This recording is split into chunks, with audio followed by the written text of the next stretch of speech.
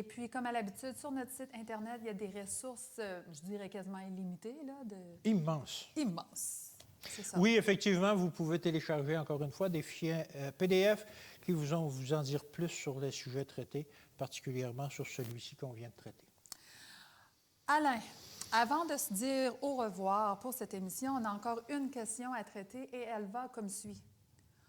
Pourquoi Dieu a-t-il créé notre monde en sachant que nous tomberions dans le péché?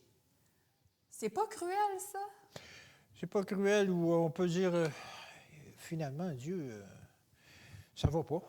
Ben, c'est ça. Pourquoi il fait des choses de même, se mettre dans le trouble comme ça? Il aurait pu s'éviter des maux de tête, me semble. Ben oui. Et puis, au premier péché, il aurait pu dire, on détruit tout ça, puis on recommence à zéro. On passe ça sur un autre nom. On l'aurait jamais su. On l'aurait jamais su. Mais Dieu, dans sa tête, il y a des plans que l'on ne connaît pas nécessairement.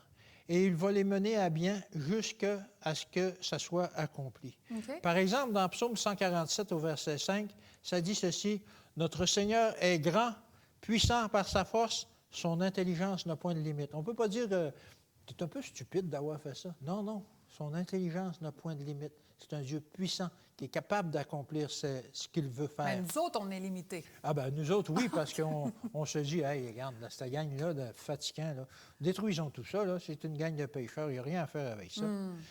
Dans Job, verset 37 au verset 16, alors que Dieu lui demande toutes sortes de questions pour lui faire rendre compte que, regarde, tu ne comprends même pas les choses terrestres, comment veux-tu que je t'explique les choses célestes?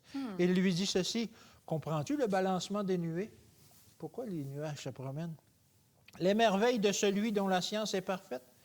Il y a des choses difficiles à comprendre pour nous. On ne peut pas comprendre toutes ces choses-là. Il y a plein de choses qu'on a découvertes dans la nature aujourd'hui qu'on comprend, mais à l'époque de Job, il ne comprenait pas tout ça. Et il y a encore des merveilles qu'on ne comprend pas, qu'on essaye d'expliquer. Et alors, on ne comprend pas ça. Comme je le disais, si on ne comprend pas ça, comment on va comprendre la grâce infinie de Dieu, l'intelligence infinie de Dieu? Oui, mais il savait qu'on allait pécher. Il nous a créés pour une raison quand même, là.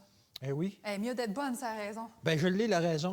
Deutéronome 7 au verset 2 et au verset 8. Non. Mais parce que l'Éternel vous aime, parce qu'il a voulu tenir le serment qu'il avait fait à vos pères, l'Éternel vous a fait sortir par sa main puissante, vous a délivré de la maison de la servitude et de la main de Pharaon et de l'Égypte. On parle ici de lorsqu'ils ont sorti d'Égypte, mais on peut appliquer cette raison-là aussi. Pourquoi il nous a créés?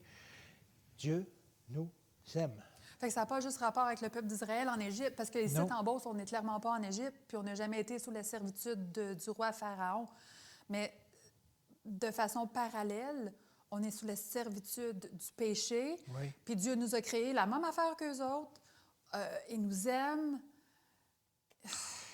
Et déjà, sachant cela, qu'on tomberait dans le péché, il a prévu un plan du salut avant la création, dès l'origine.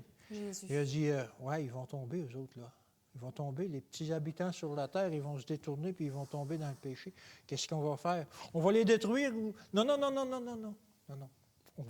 On va trouver un plan de salut. On continue d'avancer. On continue d'avancer, malgré le mal qui est entré sur la terre, qui va entrer sur la terre. Il va falloir que tu ailles donner ta vie. Oh.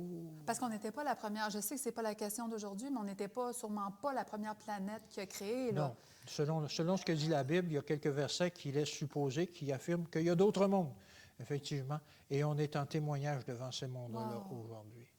Et Dieu est en témoignage pour montrer jusqu'à quel point son amour est infini pour aller jusqu'à donner son Fils pour sauver la petite race d'humains que l'on est sur la terre, des petites poussières dans l'univers.